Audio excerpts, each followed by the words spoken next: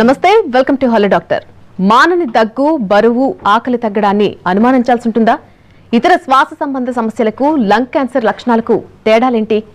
ఊపిరితిత్తుల క్యాన్సర్కు ప్రధాన కారణం స్మోకింగేనా?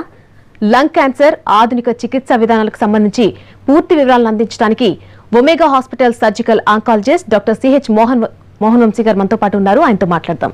నమస్తే సార్. నమస్తే మేడం. లంగ్ క్యాన్సర్ అనగానే చాలా మంది ఎక్కువ భయపడుతూ ఉంటారు. సో అసలు how common it is sir? అసలు lung cancer is the most common cancer now. ప్రపంచం అంతా కూడా అత్యధికంగా ఆ క్యాన్సర్ వల్ల మరణిస్తున్న వారిలో లంగ్ క్యాన్సరే అత్యధికంగా చూస్తున్నాం. On an average every year 18 లక్షల మంది ప్రపంచంలో ఈ లంగ్ క్యాన్సర్ బారిన పడుతున్నారు. 16 లక్షల మంది లంగ్ క్యాన్సర్ వల్ల ప్రాణం కోల్పోతున్నారు. పురుషుల్లో అత్యధికంగా కనబడే క్యాన్సర్ ప్రపంచంలో అన్ని చోట్ల కూడా lung cancer. And commonest cause for death in cancer again is lung cancer in men. ఆడవాళ్ళలో రెండో common cancer breast cancer is the commonest cancer. భారతదేశంలో కూడా ఇప్పుడు అర్బన్ ఏరియాస్లో లంగ్ క్యాన్సర్ ఇన్సిడెన్స్ ర్యాపిడ్గా పెరిగిపోతుంది. In fact except Madras metropolitan tumour registry తప్ప మిగతా అన్ని చోట్ల కూడా అర్బన్ ఏరియాస్లో lung cancer is the leading cancer amongst the men. In fact ఆడవాళ్ళలో కూడా లంగ్ క్యాన్సర్ ఇన్సిడెన్స్ ర్యాపిడ్గా పెరుగుతోంది భారతదేశంలో కూడా. ఇన్ఫ్యాక్ట్ మన స్త్రీలు ఎవరు కూడా స్మోక్ చేయరు, చాలా తక్కువ ఇండియాలో స్త్రీలు స్మోక్ చేయటం. అయినప్పటికీ కూడా లంగ్ క్యాన్సర్ ఇన్సిడెన్స్ పెరిగిపోతుంది భారతదేశం అంతా కూడా. అర్బన్ ఏరియాస్లో కూడా ఇప్పుడు on an average every 1 lakh పాపులేషన్కి ముంబైలో ప్రతి సంవత్సరం 50 మంది లంగ్ క్యాన్సర్ బారిన పడుతున్నారు. అంటే మనం ఇమాజిన్ చేయొచ్చు లంగ్ క్యాన్సర్ ఇన్సిడెన్స్ ఎంత ర్యాపిడ్గా పెరిగిపోతుందో. సార్, అలాగే ప్రధాన కారణాలు ఏమై ఉండొచ్చు అంటే lung cancer? Most important cause smoking, tobacco smoking. ఒక్కసారి స్మోక్ చేసినప్పుడు అందులో మోర్ దెన్ 400 to 600 క్యాన్సర్ కారకాలు అంటే కార్సినోజెన్స్, అనేక రకాలైన కార్సినోజెన్స్ ఉన్నాయి. ముఖ్యంగా బెంజోపైరిన్ కాంపౌండ్స్, రేడియాక్టివ్ పొలోనియం కాంపౌండ్స్, ఇంకా ఇతరత్ర ఐసోప్రొపైల్ ఆల్కహాల్ కాంపౌండ్స్, అనేక రకాలైన కాంపౌండ్స్ ఉన్నాయి. ఇవన్నీ కూడా క్యాన్సర్ కారకాలు. స్మోక్ చేసిన 6 సెకండ్స్లో బాడీలోకి ఆ స్మోక్ యొక్క కారకాలు బ్లడ్లోకి వెళ్ళిపోయి ముఖ్యంగా లంగ్స్లో ఇది క్యాన్సర్ కలిగిస్తాయి. లంగ్స్లోనే కాదు, శరీరం అంతా కూడా. టొబాకో స్మోక్ చేసినప్పుడు శరీరంలో అనేక ఆర్గన్స్లో క్యాన్సర్ వచ్చే అవకాశాలు ఉన్నాయి. Can you believe? ఆడవాళ్ళలో గర్భసించి ముఖద్వార క్యాన్సర్ కూడా స్మోక్ చేసే ఆడవాళ్ళలో ఎక్కువ కనబడుతుంది. అంటే ఇక్కడ నోటి ద్వారా స్మోక్ చేసినట్టయితే అది బాడీలో అబ్జార్బ్ అయ్యి యూరినరీ బ్లాడర్లోను అలాగే గర్భసించి ముఖద్వారం దగ్గర కూడా సెక్రెట్ చేయబడుతుంది. అంటే స్మోకింగ్ అంత ఇంజూరియస్ టు హెల్త్ అనమాట. స్మోక్ చేసిన 6 సెకండ్స్లోనే బాడీ అంతా ఈ క్యాన్సర్ కారకాలు వెళ్ళిపోతాయి. సో అన్ని రకాల క్యాన్సర్స్, ముఖ్యంగా లంగ్ క్యాన్సర్కి smoking is the commonest cause. ఈ స్మోకింగ్ కనుక బ్యాన్ చేసినట్టయితే ఖచ్చితంగా లంగ్ క్యాన్సర్ ఇన్సిడెన్స్ని, పురుషుల్లో 50% క్యాన్సర్స్ని పూర్తిగా ముఖ్యంగా సౌత్ ఇండియాలో వైప్ అవుట్ చేయడానికి అవకాశం ఉంది. చాలామంది అనుకుంటూ ఉంటారు గుట్కా తింటాము, గుట్కా తిని నమిలి ఊసేస్తాము, లోపలికి ఇంజెస్ట్ చేయము, దీనివల్ల క్యాన్సర్ రాదు అని. గుట్కా తింటున్నప్పుడు, టొబాకో చూ చేస్తున్నప్పుడు, కైని, అంబర్, అనేక రకాలుగా అలాగే పాన్, ఇవన్నీ కూడా చూ చేస్తున్నప్పుడు మ్యూకస్ మెంబ్రేన్ నుంచి ఆ క్యాన్సర్ కారకాలు అబ్జార్బ్ చేయబడి బ్లడ్లోకి వెళ్ళి లంగ్ క్యాన్సర్ కూడా దారితీయవచ్చు. ఓరల్ క్యాన్సరే కాదు, లంగ్ క్యాన్సర్ కూడా దారితీయవచ్చు. అంత ప్రమాదకరమైనది ఈ టొబాకో. ఏ రకంగా ముక్కు ద్వారా పీల్చినా, నోటి ద్వారా తిన్నా, స్మోక్ చేసినా కూడా ప్రమాదకరమైనది. స్మోక్ చేస్తున్న వాళ్ళకే కాకుండా వారి పక్కనున్న వర్క్ ప్లేస్లో, ఉదాహరణకి భారతదేశంలో వర్క్ ప్లేస్లోనూ అలాగే పబ్లిక్ ఏరియాస్లో కూడా స్మోకింగ్ బ్యాన్ చేయడం జరిగింది. సో అందువల్ల కొంతవరకు దీని ముప్పు తగ్గింది. బట్ ఇంట్లో స్మోక్ చేసినప్పుడు, ఆబ్వియస్లీ ఇంట్లోనే స్మోక్ చేయాలి, వారికి ఇంకెక్కడ అవకాశం లేదు కాబట్టి ఇంట్లో స్మోక్ చేసినప్పుడు సెకండ్ హ్యాండ్ స్మోక్ అంటే వారు విడిచిపెడుతున్న స్మోకు అలాగే lighted end of the cigarette నుంచి వచ్చే స్మోక్ కూడా ఇంట్లో వారి ఆత్మీయులకి, ఫ్యామిలీ మెంబర్స్కి క్యాన్సర్ కలిగిస్తుంది. ముఖ్యంగా పిల్లలకి టెండర్ ఏజ్లో ఈ స్మోక్ వారి లంగ్స్లోకి వెళ్ళి ఆ ఫ్యూచర్లో అనేక రకాల క్యాన్సర్స్కి దారితీస్తుంది. సో అన్ని రకాలుగా కూడా ఈ టొబాకో ఈ లంగ్ క్యాన్సర్కి దారితీస్తుంది. ఈ టొబాకో స్మోకింగ్గా కాకుండా ఇంకా ఇతరత్ర అనేక కారణాలు ఉన్నాయి. అందులో ముఖ్యమైనది ఎన్విరాన్మెంటల్ పొల్యూషన్. ముఖ్యంగా automobile, diesel vehicles, petrol vehicles, అనేక రకాల ఎగ్జాస్ట్ ఫ్యూమ్స్ అనేక రకాలైన టాక్సిన్స్ కలుగజేస్తాయి. పంజగుట్ట క్రాస్ రోడ్స్లో ఒక 5 నిమిషాలు కనుక నుంచుంటే 50 సిగరెట్లు స్మోక్ చేస్తే ఎంత టాక్సిసిటీ ఉంటుందో అంత టాక్సిటీ వస్తుందన్నమాట. సో అలాగే ఇండస్ట్రియల్ పొల్యూషన్స్, అనేక రకాలైన industries, asbestos industry, thermal power plants, ఎక్కడైతే కోల్ బర్న్ చేస్తారో, ఓపెన్ కాస్ట్ మైన్స్ కానివ్వండి, థర్మల్ పవర్ ప్లాంట్స్ కానివ్వండి, ఎక్కడైతే కోల్ బర్న్ చేస్తారో అక్కడ ఈ క్యాన్సర్ వచ్చే అవకాశాలు ఎక్కువ. ముఖ్యంగా యాస్బెస్టాస్ ఇండస్ట్రీస్లో యాస్బెస్టాస్ మ్యూసోథీలియమియా అంటే లంగ్ చుట్టూ ఉండే కవరింగ్ చుట్టూ ఉండే ప్లూరా మీద వచ్చే క్యాన్సరే కాకుండా లంగ్ క్యాన్సర్ అవడానికి కూడా దోహదం చేస్తుంది. టొబాకో స్మోకింగ్, ఆల్కహాల్ కూడా సినర్జిస్టిక్ ఎఫెక్ట్ ఉన్నాయి. అలాగే యాస్బెస్టాస్, టొబాకో స్మోకింగ్ కూడా సినర్జిస్టిక్ ఎఫెక్ట్ అంటే ఎక్కువ శాతం క్యాన్సర్ని కలిగిస్తాయి. అదే కాకుండా రబ్బర్ ఇండస్ట్రీస్లోను, నికెల్ క్యాడ్మియం ఇండస్ట్రీస్లోను పెయింటింగ్ చేస్తున్నప్పుడు వచ్చే ఫ్యూమ్స్, డై చేస్తున్నప్పుడు దానికి బార్బర్స్ రెగ్యులర్గా డై చేస్తుంటే వారికి ఆ ఫ్యూమ్స్ వలన క్యాన్సర్ రావచ్చు. ఇలా అనేక రకాల ఇండస్ట్రీస్లో coal tar industries, petroleum industries, coal మైనర్స్లోను, థర్మల్ పవర్ ప్లాంట్స్ దగ్గర వీళ్ళందరికీ కూడా ఈ లంగ్ క్యాన్సర్ వచ్చే అవకాశాలు ఎక్కువగా ఉంటాయి. So industrial pollution, environmental pollution because of automobile exhaust fumes, ఇవన్నీ కూడా క్యాన్సర్ కారకాలు. ఇవే కాకుండా ప్లాస్టిక్ ఎక్కడైతే బర్న్ అవుతుందో, అలాగే కొన్ని రకాల స్టీల్ ఫర్నేసెస్, స్టీల్ ఇండస్ట్రీలో కూడా స్టీల్ ఫర్నేసెస్ అక్కడ కూడా ఆ ఫ్యూమ్స్ వలన, అల్యూమినియం ఇండస్ట్రీస్లో కూడా ఈ క్యాన్సర్ వచ్చే అవకాశాలు ఎక్కువగా ఉంటాయి. ఇవే కాకుండా రేడాన్ గ్యాస్, రేడాన్ గ్యాస్ అనేది ఒక రేడియాక్టివ్ గ్యాస్. ముఖ్యంగా రాకీ టెరైన్ అంటే డక్కన్ ప్లాటో, హైదరాబాద్, దీంట్లో ఇక్కడ రాకీ టెరైన్లో ఈ రేడాన్ గ్యాస్ ఎక్కువగా ఉత్పత్తి అవుతుంది. ముఖ్యంగా బంజారా హిల్స్, జూబ్లీ హిల్స్లో రేడాన్ గ్యాస్ ఎక్కువగా ఉత్పత్తి అవుతుంది. ముఖ్యంగా సెల్లార్స్లో ఉండే వాళ్ళలో ఈ దీని నుంచి వచ్చే రేడాన్ గ్యాస్ వాళ్ళలో క్యాన్సర్ కలగజేయడానికి ఎక్కువగా అవకాశం ఉంటుంది. ప్లేన్స్లో కన్నా ఈ డక్కన్ ప్లాటోలో ఈ రేడాన్ గ్యాస్ ప్రొడక్షను, దానివల్ల క్యాన్సర్ వచ్చే అవకాశాలు కూడా ఎక్కువగా ఉంటాయి. సో ఇవన్నీ కూడా అనేక రకాలైన క్యాన్సర్ కారకాలు. ఇవే కాకుండా జెనెటిక్ ప్రీడిస్పోజిషన్ అంటే 12 ఏళ్ళ ఆడపిల్ల, తండ్రి గారు కూడా స్మోక్ చేయలేదు, వాళ్ళలో కూడా ఈ క్యాన్సర్ చూస్తుంటాము. About 5 to 8% of cancers are because of genetically predisposed. అంటే really we don't know the reason, కరెక్ట్గా కారణం తెలియదు, వాళ్ళలో కూడా ఈ లంగ్ క్యాన్సర్ చూస్తుంటాం అనమాట. సో ఈ అనేక రకాలుగా ఈ లంగ్ క్యాన్సర్ ఇన్సిడెన్స్ ర్యాపిడ్గా ఎక్కువైపోతుంది. అండ్ మోర్టాలిటీ కూడా ఎక్కువ. లంగ్ క్యాన్సర్ కామన్లీ చాలా వరకు సైలెంట్ కిల్లర్, అందువల్ల మోర్టాలిటీ కూడా ఎక్కువైపోతుంది. 18 లక్షల న్యూ లంగ్ క్యాన్సర్స్ని ప్రపంచం అంతా మనం చూస్తున్నట్టయితే 16 లక్షల మంది చనిపోతున్నారు కూడా. అంటే you can imagine lung cancer ఎంత ప్రమాదకరమైందో. సో ఈ లంగ్ క్యాన్సర్కి సంబంధించి స్క్రీనింగ్ కానీ ప్రివెన్షన్ కానీ సంబంధించి ఏ విధంగా ఉంటుంది డాక్టర్? స్క్రీనింగ్ అంటే most important. Screening and prevention we could discuss. ముఖ్యంగా ఈ క్రానిక్ స్మోకర్స్, ఇప్పుడు లంగ్ క్యాన్సర్కి మిగతా బ్రెస్ట్ క్యాన్సర్ లాగో, గర్భసంచి ముఖద్వార క్యాన్సర్ లాగో స్క్రీనింగ్ టెస్ట్లు ఏమీ లేవు. బట్ క్రానిక్ స్మోకర్స్ అంటే 30 ఏళ్ళు కనుక స్మోక్ చేసినట్టయితే రోజుకు ఒక ప్యాక్ అంటే 10 సిగరెట్స్, దాన్ని 30 ప్యాక్ ఇయర్స్ అంటాం. వీళ్ళందరికీ కూడా ఇప్పుడు 6 నెలలకు ఒకసారి, కొంత అవసరమైతే సంవత్సరానికి ఒకసారి, వీళ్ళందరికీ కూడా లో డోస్ రేడియేషన్తో ఉండే సిటీ స్కాన్స్ ఇప్పుడు అందుబాటులోకి వచ్చాయి. రెగ్యులర్గా స్క్రీన్ చేయడం ద్వారా క్యాన్సర్ రావటాన్ని ముందుగా పసిగట్టవచ్చు. ముఖ్యంగా 30 ప్యాక్ ఇయర్స్ తాగిన వాళ్ళకి మాత్రం ఖచ్చితంగా వాళ్ళు 6 నెలలకు ఒకసారి ఆంకాలజిస్ట్ని సంప్రదించి అవసరమైతే ఈ low dose CT scan machines ఇప్పుడు అందుబాటులోకి వచ్చాయి అర్బన్ ఏరియాస్లో. వీటిని చేయించుకోవడం ద్వారా ప్రొఫైలాక్టిక్గా స్క్రీనింగ్ చేయించుకోవడం ద్వారా క్యాన్సర్ రావటాన్ని ముందుగా పసిగట్టవచ్చు. Prevention is nothing but banning tobacco smoke. ఇది గవర్నమెంటల్ మెజర్స్, గవర్నమెంట్ డెసిషన్ తీసుకోవాల్సి ఉంటుంది. But one thing is very clear, ఇప్పుడు కనుక Indian parliament takes a decision that we would ban tobacco in the country అంటే సౌత్ ఇండియాలో కనబడే 50% of the cancers in men would be wiped out. అంత significant impact ఉంటుంది అనమాట. So tobacco should be ban. Tobacco consumption, tobacco usage అన్ని రకాలుగా కూడా డిస్కరేజ్ చేయవలసి ఉంటుంది. This is the best preventive mode. And ఏదైతే ఇండస్ట్రియల్ పొల్యూషన్స్ ఉన్నాయో వాళ్ళు సేఫ్టీ నామ్స్ పాటించి ఆ ఎమిషన్స్లో ఆ పొల్యూటెంట్ కార్సినోజన్ ఎమిషన్ తగ్గించుకోవడానికి న్యూయర్ రీసెర్చ్ జరగాల్సి ఉంటుంది. అలాగే వాళ్ళందరికీ కూడా రెగ్యులర్గా స్క్రీనింగ్ చేయవలసి ఉంటుంది. ఇందాక చెప్పినట్లు సిగరెట్ ఇండస్ట్రీలో కూడా ఈ క్యాన్సర్ వచ్చే అవకాశాలు ఎక్కువగా ఉంటాయి. Right sir. అలాగే సిమ్టమ్స్ చూసినట్టయితే ఏ విధంగా ఉంటాయి సార్ లంగ్ క్యాన్సర్కి సంబంధించి? లంగ్ క్యాన్సర్ చాలాసార్లు is a very silent killer. చాలాసార్లు పేషెంట్స్ అంటుంటారు, నాకేమీ సిమ్టమ్స్ లేవు, మీరేంటి స్టేజ్ 4 క్యాన్సర్ అంటారని అంటూ ఉంటారు కూడా. జస్ట్ 4 రోజులుగా దగ్గు వస్తుంది, ఊరికే డాక్టర్ గారి దగ్గరికి వెళ్తే ఎక్స్రే తీశారు, ఆ ఎక్స్రేలో ఏదో లీషన్ కనపడింది, city scan, PET CT scan చేసి స్టేజ్ 4 క్యాన్సర్ అంటారు మీరు అని కూడా చాలాసార్లు పేషెంట్స్ కంప్లైంట్ చేస్తుంటారు, అడుగుతూ ఉంటారు మనల్ని. చాలా కామన్గా చాలాసార్లు ఇది వెరీ సైలెంట్ కిల్లర్. చాలాసార్లు లేట్ స్టేజెస్లోనే మనకి మేనిఫెస్ట్ అవుతూ ఉంటుంది.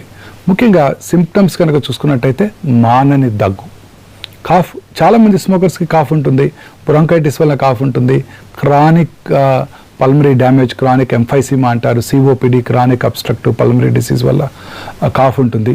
సో డాక్టర్ దగ్గరికి వెళ్ళి పరీక్ష చేయించుకున్నప్పుడు బ్రాంకైటిస్ ఉంది, స్మోకర్స్ బ్రాంకైటిస్ అని వాళ్ళు ఏవో డయాగ్నోస్ చేయడం జరుగుతుంది. కానీ ఈ స్మోకర్స్ ఎప్పుడు కూడా ఒక జాగరూకతతో ఉండాలి. కారణం ఏంటంటే ఇవాళ బ్రాంకైటిస్ వలన రావచ్చు, రేపది లంగ్ క్యాన్సర్గా మారవచ్చు. సో మానని దగ్గు ఎప్పుడున్నా కూడా క్రానిక్ బ్రాంకైటిస్ అనో, సిఓపిడి అనో, ఎంఫైసిమా అని నెగ్లెక్ట్ చేయకుండా మళ్ళీ డాక్టర్ దగ్గరికి వెళ్ళి పరీక్ష చేయించుకోవాల్సి ఉంటుంది. లాస్ట్ ఇయర్ అది బ్రాంకైటిస్ వల్ల కావచ్చు, ఇప్పుడు క్యాన్సర్ వల్ల కూడా కావచ్చు.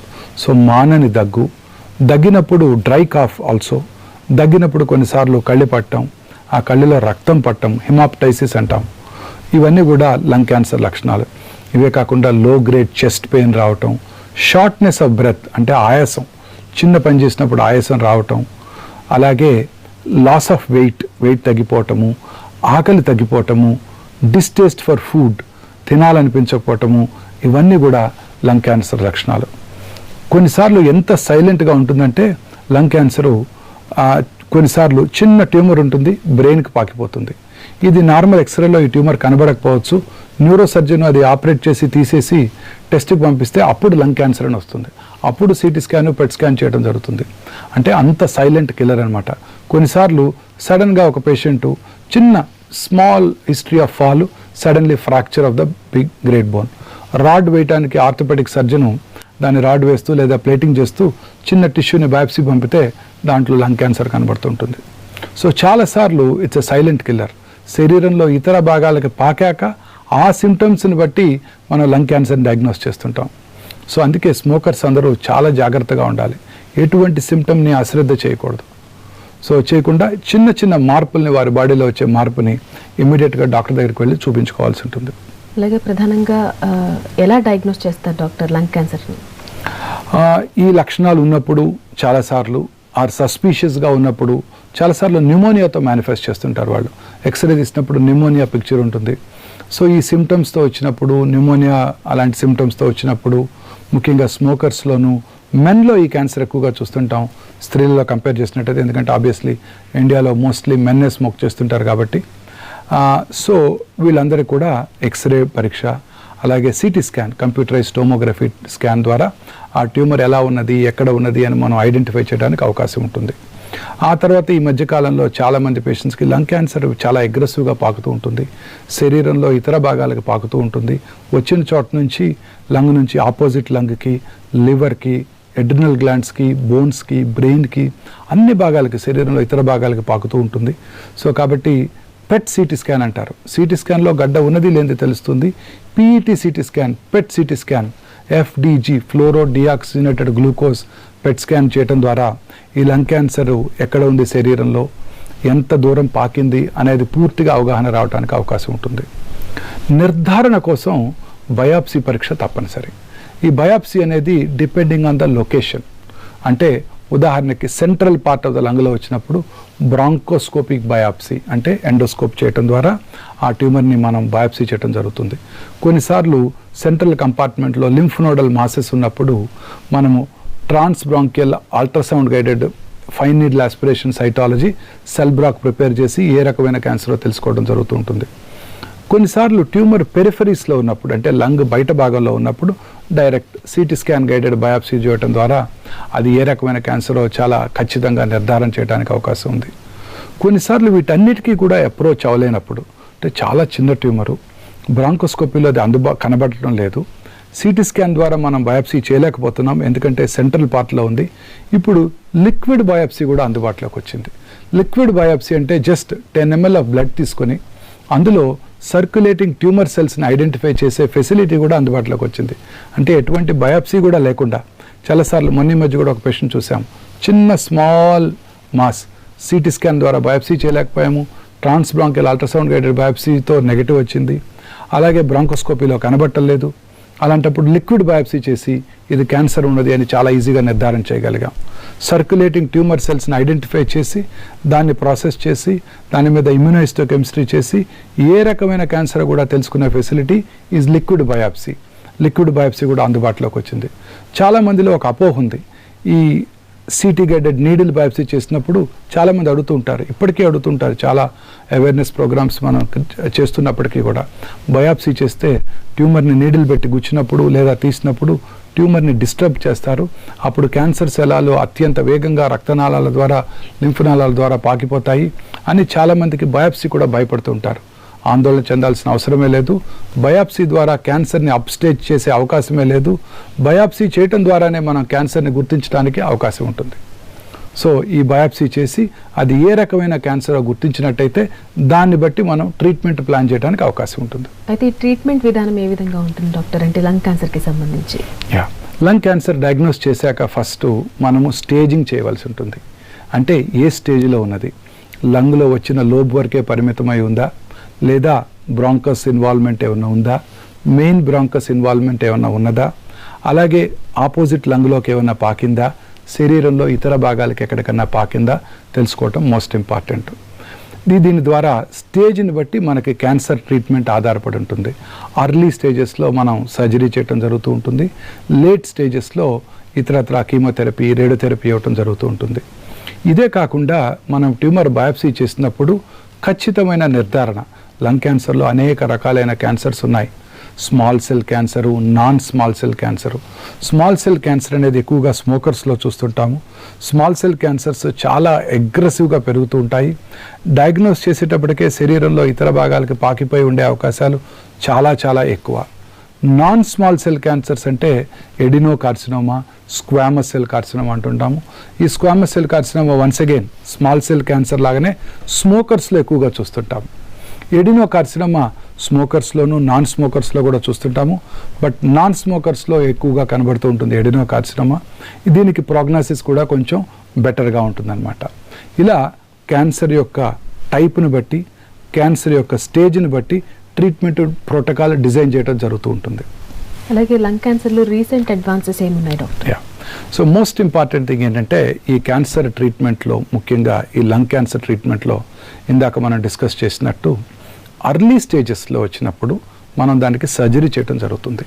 ఒక లోబ్ వరకే, ఉదాహరణకి రైట్ లంగ్లో 3 లోబ్స్ ఉంటాయి, లెఫ్ట్ లంగ్లో 2 లోబ్స్ ఉంటాయి. ఒక లోబ్ వరకే పరిమితమై ఉన్నట్టయితే లోబెక్టమీ చేయడం జరుగుతూ ఉంటుంది. లోబెక్టమీతో పాటు ఆ క్యాన్సర్ ఎక్కడికైతే పాకటానికి అవకాశం ఉందో లింఫ్ గ్లాండ్స్ని కూడా పూర్తిగా తీసివేయడం జరుగుతుంది. దీన్ని రాడికల్ సర్జరీ అంటారు. కొన్నిసార్లు ట్యూమర్ కనుక పక్క లోబ్ కూడా ఆక్యుపై చేసినట్టయితే లేదా మెయిన్ బ్రాంకస్ దగ్గరికి వచ్చినట్టయితే న్యూమోనెక్టమీ కూడా చేయవలసి రావచ్చు. న్యూమోనెక్టమీ అంటే మొత్తం రైట్ లంగు లేదా లెఫ్ట్ లంగు మొత్తం తీసివేయడం జరుగుతూ ఉంటుంది. ఎక్కడికైతే పాకటానికి అవకాశం ఉందో ఆ లింఫ్ గ్లాండ్స్ని కూడా దీంతో పాటే తీసివేయడం జరుగుతూ ఉంటుంది. కొన్నిసార్లు ట్యూమర్ దగ్గరగా ఉన్నప్పుడు, మెయిన్ బ్రాంకస్కి ట్రెకియా అంటే విండ్ పైపు దగ్గరగా ఉన్నప్పుడు స్లీవ్ రిసెక్షన్ కూడా చేయడం జరుగుతూ ఉంటుంది. అలాగే కొన్నిసార్లు చెస్ట్ వాల్ కనుక ఇన్వాల్వ్ ఉన్నట్టయితే ఆ పక్కటెముకలు కూడా దీంతో పాటు తొలగించి వేయడం జరుగుతూ ఉంటుంది. ఈ మధ్య కాలంలో ఈ సర్జరీస్ అన్నీ కూడా మినిమల్లీ ఇన్వేసివ్ పద్ధతిలో చేస్తున్నాము. వాటినే వ్యాట్స్ అంటారు, వీడియో అసిస్టెడ్ థొరకోస్కోపీ. అంటే వ్యాట్ థొరకోస్కోపిక్ సర్జరీ అనమాట.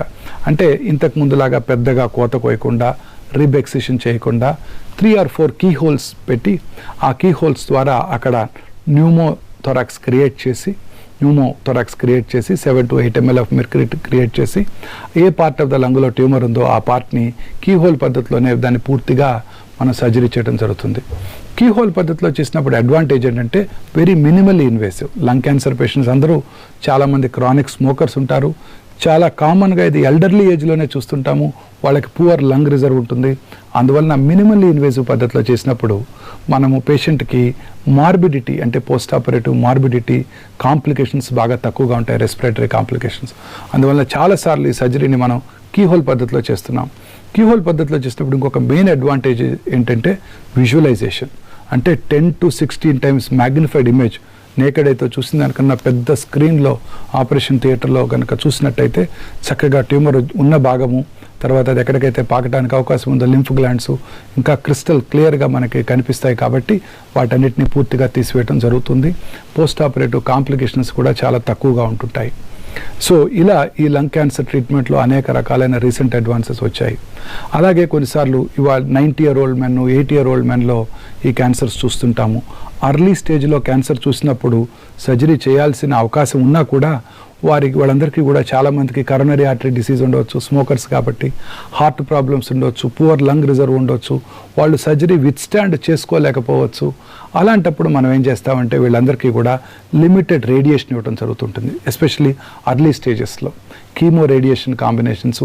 ఈ మధ్య కాలంలో అతి చిన్న ట్యూమర్స్కి సైబర్ నైఫ్ కూడా అందుబాటులోకి వచ్చింది. సైబర్ నైఫ్ అనేది ఒక న్యూయర్ రేడియేషన్ చికిత్స.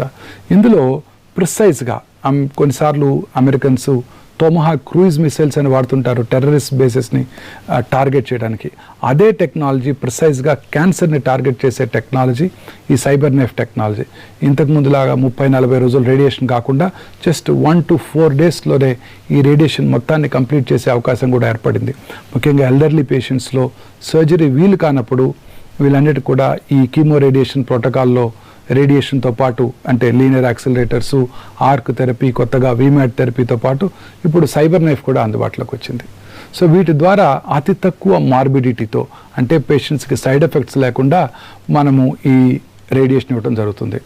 సో మినిమల్లీ ఇన్వేసివ్ పద్ధతులు అంటే watts, video assisted thoracoscopic surgery, అలాగే ఈ సైబర్ నైఫ్ చికిత్స, టార్గెటెడ్ రేడియేషన్ చికిత్స ద్వారా అర్లీ స్టేజెస్లో మనం ట్రీట్మెంట్ ఇవ్వడం జరుగుతూ ఉంటుంది. అదే లేట్ స్టేజెస్లో ట్రీట్మెంట్ కనుక ఇవ్వాల్సి వచ్చినట్టయితే చాలా కామన్గా ఇంతకుముందు మనం డిస్కస్ చేశాము, most often 3rd stage 4th స్టేజెస్లోనే ఈ క్యాన్సర్ పేషెంట్స్ మనకి మేనిఫెస్ట్ చేస్తుంటారు. సో వీళ్ళకి చికిత్స కొంచెం డిఫరెంట్గా ఉంటుంది. వీళ్ళకి సర్జరీ ఉండదు, కీమోథెరపీ, అవసరమైన చోట రేడియేషన్ ఉంటుంది. ఉదాహరణకి ట్యూమర్ బ్రెయిన్కి పాకింది అనుకోండి, ఇమీడియట్గా బ్రెయిన్కి రేడియేషన్ ఇవ్వాల్సి ఉంటుంది. కారణం ఏంటంటే బ్రెయిన్ చుట్టూ రిజిడ్ స్కల్ బోన్ ఉంది, ట్యూమర్ పెరిగే అవకాశం లేదు, ఇంక్రీజ్డ్ ఇంట్రాక్రేనియల్ టెన్షను, కోమాలోకి వెళ్ళిపోయే అవకాశం ఉంటుంది. అందుకే ముందుగా దానికి బ్రెయిన్కి రేడియేషన్ ఇవ్వాల్సి ఉంటుంది. అలాగే బోన్స్కి పాకినప్పుడు వెయిట్ బేరింగ్ బోన్స్, ఉదాహరణకి బ్యాక్ బోన్, స్పైన్ కనుక పాకిన, కాళ్ళల్లోనూ పెల్విస్లోనూ ఉన్న ఎముకలు కనుక పాకినట్టయితే మనం నడుస్తున్నప్పుడు నుంచున్నప్పుడు కూడా మన వెయిట్ అంతా ఈ బోన్సే మన వెయిట్ తీసుకుంటాయి. కాబట్టి అవి డిసీజ్డ్ బోన్స్ ఉన్నప్పుడు వీకెన్ అయిపోయి పెథలాజికల్ ఫ్రాక్చర్ సంభవించవచ్చు. అందుకని వాటికి రేడియేషన్ ఇవ్వడం జరుగుతూ ఉంటుంది. ఇలా అనేక రకాలుగా మనం చికిత్సలు చేయవలసి ఉంటుంది. దీనితో పాటు chemotherapy is the most important modality in the lung cancer treatment. ఎందుకంటే మోస్ట్ ఆఫ్టెన్ 80 to 90% మనకి లేట్ స్టేజెస్లోనే మేనిఫెస్ట్ చేస్తుంటారు. అందుకని వీళ్ళందరికీ కూడా కీమోథెరపీ ఇవ్వాల్సి ఉంటుంది. అనేక రకాలైన న్యూయర్ కీమోథెరపీ ఆప్షన్స్ ఇప్పుడు అందుబాటులోకి వచ్చాయి. చాలామందిలో అపోహ ఉంటుంది, కీమోథెరపీ అంటే క్యాన్సర్ కన్నా భయంకరమైంది, క్యాన్సర్తో చనిపోవడమే బెటర్ కీమోథెరపీ తీసుకోవడం కన్నా, కీమోథెరపీ వల్ల వచ్చే సైడ్ ఎఫెక్ట్స్ అంత భయంకరంగా ఉంటాయి. ఇది కూడా పూర్తిగా అపోహ మాత్రమే.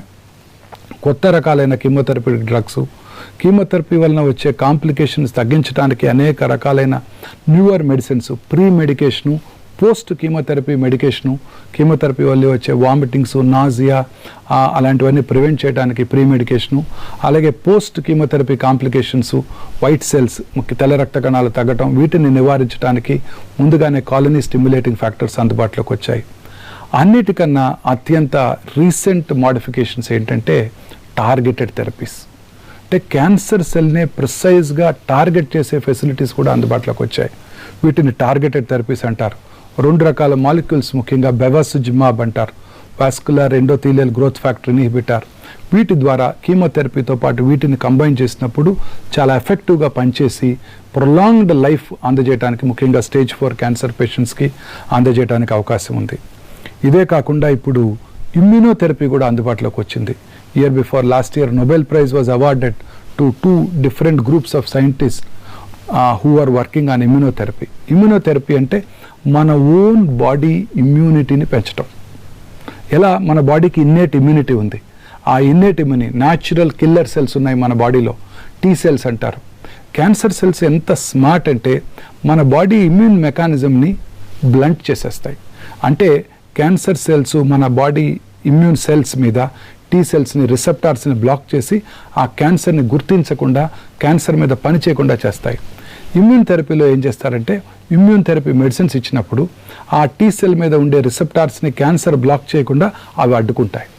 అప్పుడు మన ఓన్ ఇమ్యూనిటీ న్యాచురల్గా ఈ క్యాన్సర్ మీద ఎఫెక్టివ్గా పనిచేస్తుంది. ఇప్పుడు అన్ని క్యాన్సర్స్కి కూడా ఇలాంటి ఇమ్యూన్ థెరపీస్ అందుబాటులోకి వస్తున్నాయి. ముఖ్యంగా లంగ్ క్యాన్సర్లో ఇది చాలా ఎక్కువగా వాడుతున్నాము. పెంబ్రోలిజ్మాబ్ అంటారు, కిట్రూడా. ముందుగా పరీక్షలు చేసుకొని ఇది దీనికి లొంగుతుందా లేదా తెలుసుకొని నివోలుమాబ్ అనేక రకాలైన న్యూవర్ ఇమ్యూనోథెరపీ ఆప్షన్స్ అందుబాటులోకి వచ్చాయి. ఇవి ఎఫెక్టివ్గా పనిచేస్తాయా లేవో ముందుగా తెలుసుకునే జెనెటిక్ టెస్ట్లు కూడా ఇప్పుడు అందుబాటులోకి వచ్చాయి. వీటినే జెనెటిక్ టెస్టింగ్ అంటారు. ఫ్యూచర్ ఆఫ్ ఆంకాలజీ ఇలా ఉండబోతోంది. ఇలా మనం లంగ్ క్యాన్సర్ పేషెంట్స్కి FDA అప్రూవ్ టెక్నాలజీ. ఇదంతా కూడా క్యాన్సర్ పేషెంట్ వచ్చినప్పుడు వారి యొక్క ఏ జెనెటిక్ మ్యూటేషన్ వల్ల ఈ క్యాన్సర్ వచ్చింది, దీన్నే FoundationOne మెడిసిన్ అంటున్నాం. అంటే సింపుల్ బ్లడ్లో ఉన్న సర్క్యులేటింగ్ ట్యూమర్ సెల్స్ కానీ లేదా బయాప్సీ చేసుకున్న ట్యూమర్ సెల్స్ని కానీ మనం తీసుకొని ఏ రకమైన జెనెటిక్ మ్యూటేషన్ వల్ల ఈ క్యాన్సర్ వచ్చిందో తెలుసుకోవటాన్నే FoundationOne మెడిసిన్ అంటున్నారు. Little expensive technology.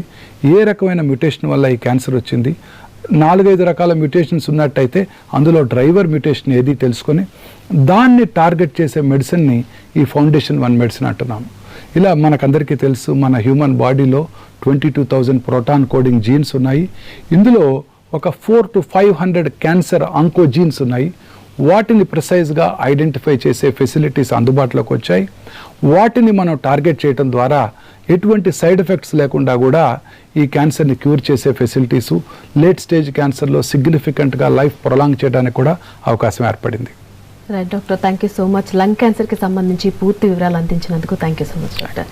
ఇది ఇవాల్టి హలో డాక్టర్. చూస్తూనే ఉండండి NTV.